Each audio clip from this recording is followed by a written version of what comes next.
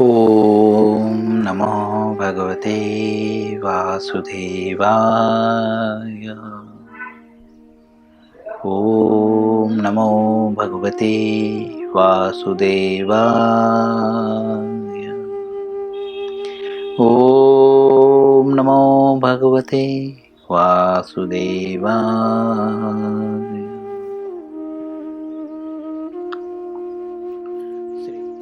श्री कृष्ण लीलामृत पुरुषोत्तम भगवान अध्याय 45। अध्याय का नाम है श्री कृष्ण द्वारा अपने गुरु पुत्र की पुनः प्राप्ति। ठीक, आज इस अध्याय का 12वां दिन है। हम पेज क्रमांक 325 पे हैं। शुरू में ऊपर से स्टार्ट करेंगे, ठीक है, क्योंकि कल हमने इस पैराग्राफ का 4 लाइन कंप्लीट किया था। जैसा कि हम इस पैराग्राफ में पढ़ रहे थे, गुरु और शिष्य के बीच में रिश्ते कैसे होते हैं, है ना। रिश्तों में होना क्या चाहिए, गुरु और शिष्य के बीच के रिश्तों में हमारी भक्ति में प्रगति करने ना करने के क्या कारण हैं, वह यहाँ पे क्लियर होता है। क्यों? क्योंकि हम गुरु के प्रति इस तरह से शरणागत नहीं हैं। हम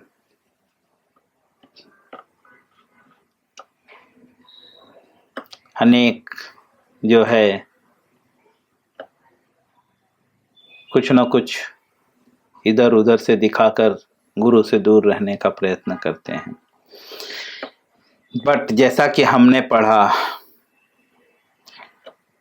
जो है शिष्य को जो आध्यात्मिक जीवन में प्रशिक्षित होना चाहता है, उसे गुरु के निर्देशन में रहने की प्रथा है। और किस तरह से बोलते हैं, अधीन होकर, समझे, विधि विधानों का जो है पालन करना होता है। विधि विधान इंग्लिश में बोले तो रूल्स रेगुलेशंस। अब श्रील प्रभुपाद जी आगे लिखते हैं, और भगवान श्री कृष्ण तथा बलराम ने गुरु संदीपनी मुनि के मार्गदर्शन में रहते हुए इन विधि विधानों का कठोरता से पालन किया। प्रभुपाद जी बोलते हैं, ये कुछ नई बात हम नहीं बता रहे हैं। भगवान स्वयं भी कठोरता से मतलब हो सकता है कभी कभी उनकी इच्छा ना हो, उसके बाद भी उन्होंने नियम का पालन किया। ठीक है,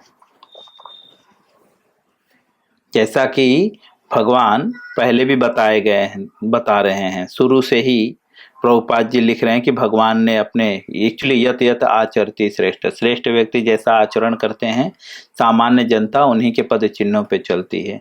इसीलिए भगवान स्वयं ऐसा आचरण कर रहे हैं कि हम सीख सकें। तो भगवान को कठोरता से पालन करने की जरूरत ही नहीं पड़ती ना। भगवान पालन नहीं भी करें तो भी चलेगा, लेकिन तो भी क्योंकि यह जो है प्रथा है, नियम है कि गुरु की मार्गदर्शन में रहना, ठीक है, और विधि विधानों का पालन करना, जिसका भगवान ने जो है कृष्ण और बलराम जो है वे बहुत कठोरता से उन नियमों का पालन कर रहे थे। उनका आश्रम उत्तर भारत में उज्जैन जिले में अवंतिकपुर में था। किसका? सांदीपनी मुनि का आश्रम कहाँ पर था? अवंतिकपुर। यह कहाँ पे है? उज्जैन जिले में,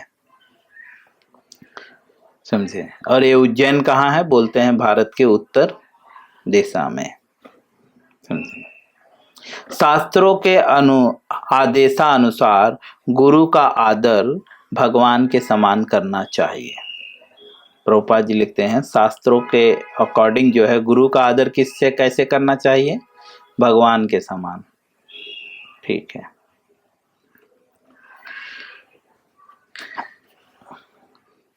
और उन्हें श्री भगवान के बराबर के स्तर का ही समझना चाहिए। श्री कृष्ण तथा बलराम दोनों ने उन सिद्धांतों का और ब्रह्मचर्य के नियमों का भक्ति पूर्वक पालन किया। प्रभुपाद जी कहते हैं शास्त्रों में बताया गया है कि गुरु को किसके समान मानना चाहिए, बोलते हैं भगवान के समान, हाँ, उन्हीं की कैटेगरी में रखना चाहिए। ठीक है, और स्पष्ट करते हैं कि भगवान भी जो है इस सिद्धांतों का पालन किए, अर्थात भगवान भी अपने गुरु की पूजा कैसे करते थे, गुरु की सेवा कैसे करते थे, कठोरता से, समझे। और कह रहे हैं ब्रह्मचर्य के नियमों का भी पालन किया, भक्ति पूर्वक पालन किया। भक्ति पूर्वक मतलब किसी फायदे के लिए नहीं, हाँ। भक्ति का अर्थ क्या है, भक्ति का अर्थ क्या है, भगवान की सेवा, है ना। तो वे भी गुरु की सेवा करते थे बट किसी फायदे के लिए नहीं, है ना, निस्वार्थ भाव से। हाँ, भक्ति का अर्थ ही है ये ना, भगवान की सेवा व्यक्तिगत लाभ की आकांक्षाओं से रहित, जैसा कि हम भगवत गीता में बार बार कोड कर चुके हैं।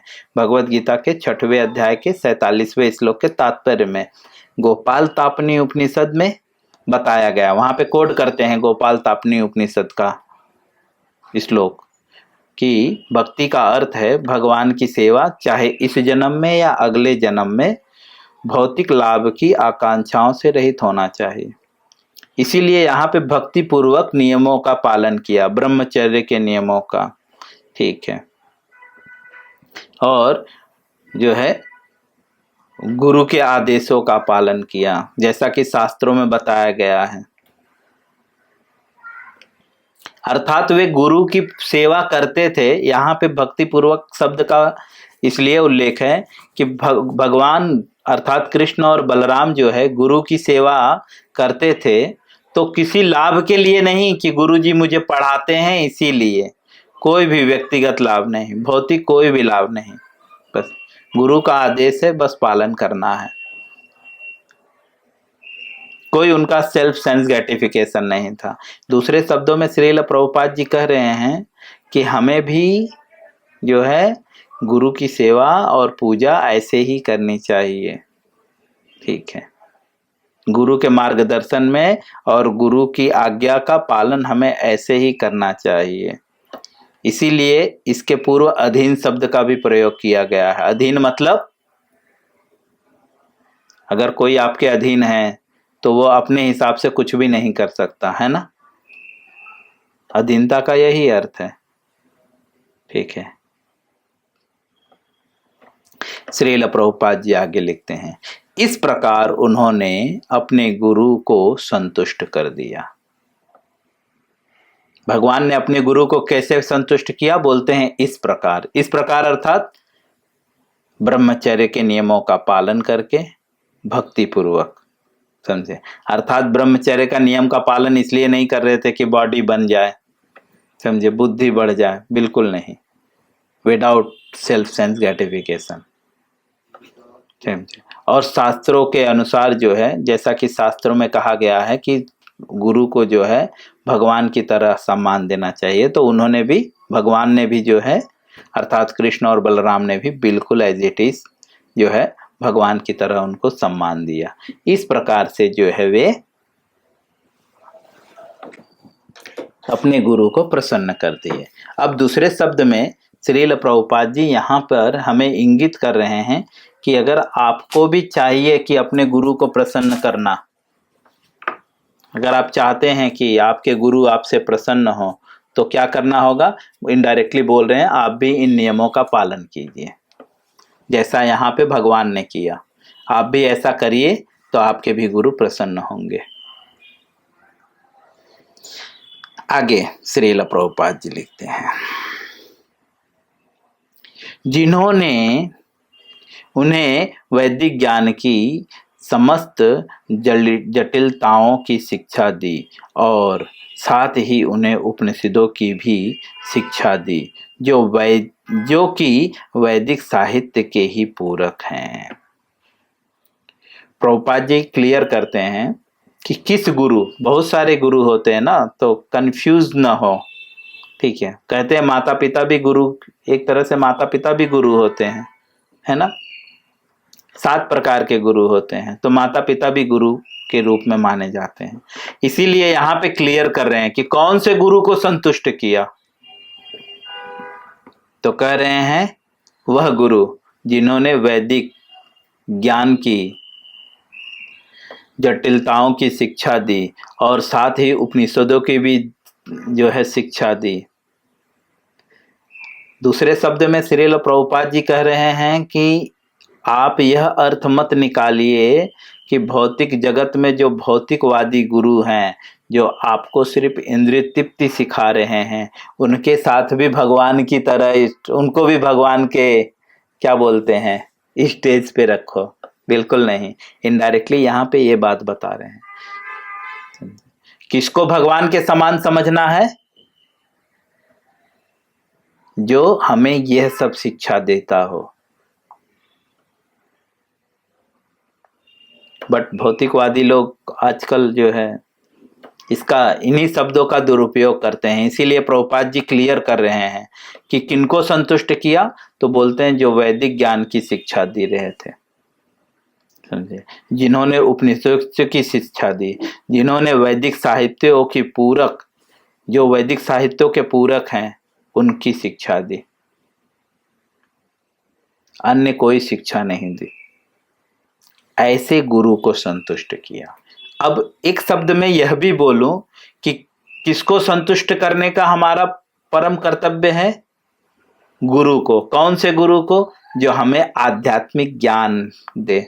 ये सब आध्यात्मिक ज्ञान है, जो हमें आध्यात्मिक जीवन में प्रशिक्षित करे, जो हमें भौतिक जगत में फंसाए ना, जो हमें वो ज्ञान दे रहा है सिर्फ जिससे हम भौतिक जगत में सिर्फ फंसे रहें। आहार, निद्रा, भय, मैथुनम, 4 प्रकार के भौतिक ज्ञान हैं। आहार, मटेरियल वर्ल्ड में तो 4 प्रकार की ही शिक्षा, 4 चीजों को प्राप्त करने के लिए इस भौतिक जगत में शिक्षा दे रहे हैं, है ना? कैसे आहार प्राप्त करें, कितना कम काम करके ज्यादा सोएं, है ना? निद्रा, और डरते रहें सबसे, क्योंकि इतने बड़े बड़े आविष्कार करने से तो डर ही ना, डरते रहें, ये शिक्षा।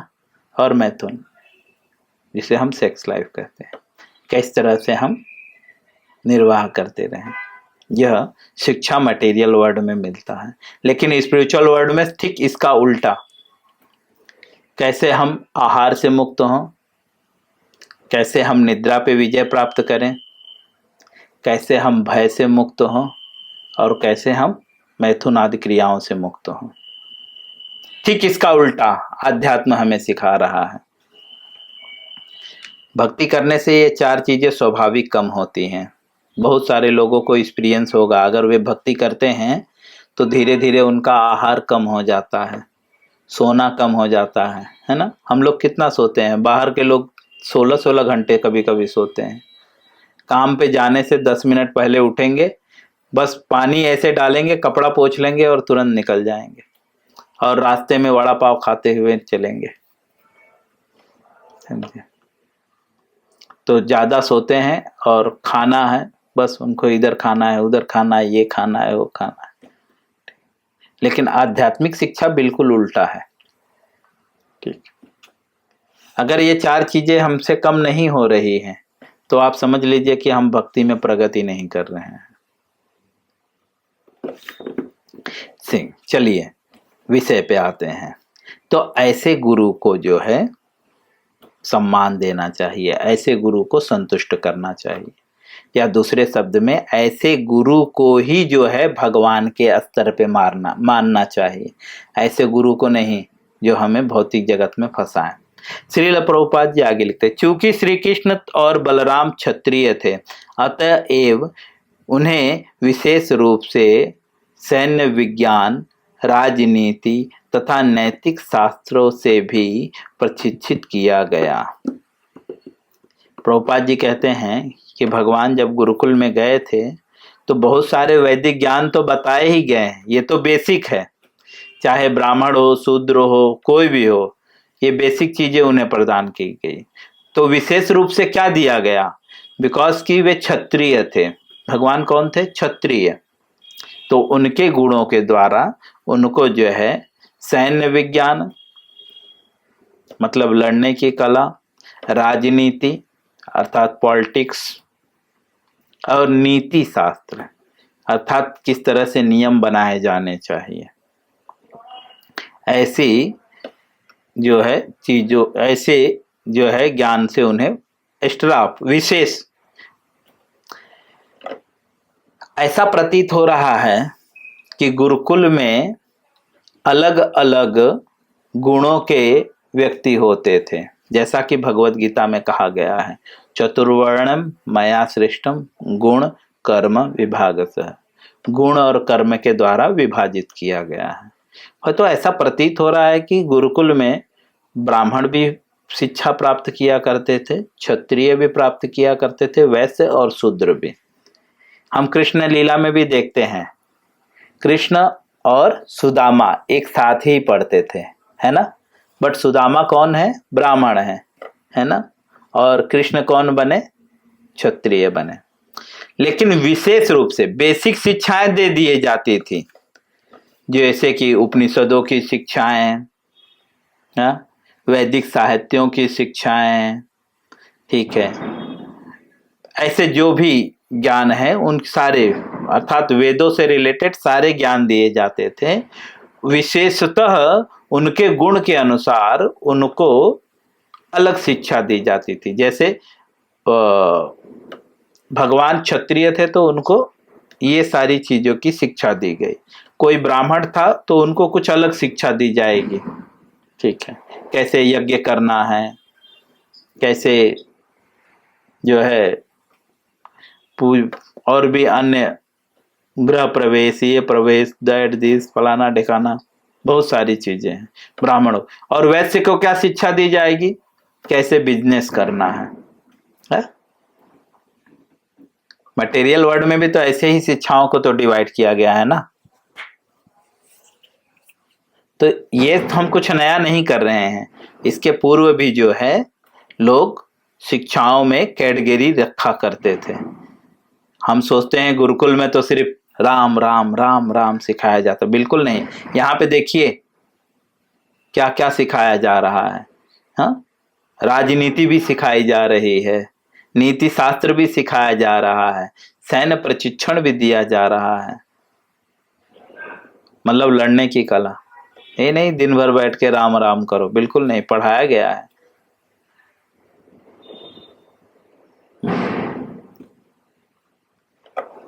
करना है, बट हर चीज की एक समय और सीमाएं हैं, ठीक है। तो भगवान इन सारी चीजों का अच्छे से पालन करते थे। अब श्रील प्रभुपाद जी आगे लिखते हैं, क्योंकि कृष्ण और बलराम क्षत्रिय थे इसीलिए उन्हें राजनीति और सैन्य विज्ञान और जो है नीति शास्त्रों की भी जो है प्रशिक्षित किया गया। राजनीति में ज्ञान के ये विभाग होते हैं। राजनीति के ज्ञान में भी कई विभाग होते हैं, जैसे संधि कैसे करें, युद्ध कैसे करें, शांति कैसे स्थापित करें, फूट डालकर किस प्रकार राज्य करे, तथा आश्रय कैसे दें आदि। ये कौन से नीति में आता है? बोलते हैं राजनीति का ज्ञान। मतलब भगवान को वहां पे यह भी ज्ञान मिला कि कैसे फूट डालना चाहिए। अभी दो बदमाश है, उन दोनों बदमाश के बीच में फूट कैसे डालना चाहिए, इसकी भी शिक्षा वहां पे दी जाती थी। और कैसे शांति स्थापित करें, इसकी भी शिक्षा दी जाती थी, ठीक है। और कैसे युद्ध करें, इसके भी। और संधि दोस्ती कैसे करें। हाँ, अलग अलग प्रकार की दोस्ती होती है ना, कुछ राजनीतिक, हाँ, अलग अलग। हम देखते हैं युद्ध से पूर्व, युद्ध के बाद अर्जुन की कई सारी विवाह होते हैं, है ना। ये सॉरी, युद्ध से पहले, महाभारत युद्ध से कई सारे विवाह होते हैं।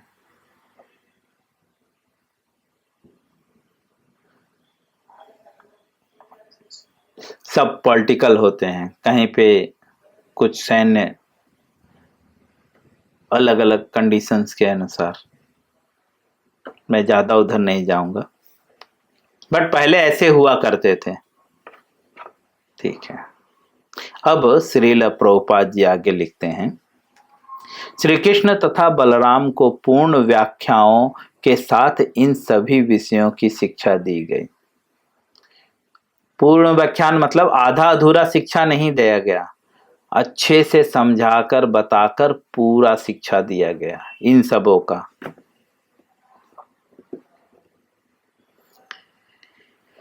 नदी के जल का स्रोत सागर है। सागर के जल के वाष्पीकरण द्वारा मेघों का निर्माण होता है। वही जल फिर वर्षा के रूप में समस्त पृथ्वी पर वितरित होता है। अतः वही जल नदी के पूर्व रूप में पुनः सागर की ओर आता है। उसी भांति भगवान श्री कृष्ण तथा बलराम सभी प्रकार के ज्ञान के स्रोत हैं। जिस प्रकार से नदी जल का स्रोत है, नदी जल का स्रोत सागर होता है। नदी के जल का स्रोत क्या होता है? सागर होता है। यह कैसे? तो क्लियर करते हैं। सागर से जो है जल वाष्पीकरण होता है और फिर वो बरसता है, फिर वो धीरे धीरे जो है अलग अलग दिशाओं में जाकर नदी में मिल जाता है, फिर वो समुद्र में आता। उसी तरह से जो है भगवान सभी के स्रोत हैं। किंतु चूंकि वे सामान्य बालकों के समान अभिनय कर रहे थे, अतः उन्होंने एक उदाहरण प्रस्तुत किया जिससे कि सब लोग उचित स्रोत से ज्ञान प्राप्त करें। प्रभुपाद जी क्या लिख रहे हैं? हालांकि सब ज्ञान के स्रोत तो भगवान ही हैं, लेकिन उन्होंने एग्जाम्पल प्रस्तुत किया। क्या एग्जाम्पल प्रस्तुत किया और क्यों किया? क्योंकि जिससे सब लोग उचित स्रोत से ज्ञान प्राप्त कर सके। अर्थात इनडायरेक्टली बोल रहे हैं कि ज्ञान प्राप्त करने के लिए परंपरा से जुड़ना पड़ेगा, डायरेक्टली मुझसे नहीं जुड़ना है, गुरु परंपरा से जुड़ना होगा भगवान से। इस प्रकार उन्होंने गुरु से ज्ञान प्राप्त करना स्वीकार किया। बोलते इस प्रकार से जो है उन्होंने, जैसा कि ऊपर बताया गया है, इस प्रकार से उन्होंने गुरु से ज्ञान प्राप्त करना स्टार्ट किया। वो भी तो सोच सकते थे ना कि मैं इनको क्यों भगवान के रूप में मानूं, डायरेक्टली भगवान विष्णु की उपासना करूं, क्योंकि वे सामान्य बालक की तरह लीला करते थे ना। यहाँ पे लिख रहे हैं ना, भगवान एक सामान्य बालक की तरह अभिनय कर रहे थे, इसीलिए यहाँ पे उन्होंने एक उदाहरण प्रस्तुत किया। दूसरे शब्द में श्रील प्रभुपाद जी कह रहे हैं कि भगवान को उदाहरण मान के चलो और गुरु स्वीकार करें। और जिस प्रकार से यहाँ पे भगवान ने अपने गुरु से ज्ञान प्राप्त किया है, उसी तरह से अगर आप आध्यात्मिक जीवन में प्रशिक्षित होना चाहते हैं तो आप भी जो है इसी प्रकार जो है ज्ञान प्राप्त कर सकते हैं, या ज्ञान प्राप्त करने की यही विधि है अगर आप आध्यात्मिक जीवन में प्रशिक्षित होना चाहते हैं तो। मैं यहीं पे विराम करूंगा, इसके आगे हम कल पढ़ेंगे। हरे कृष्णा।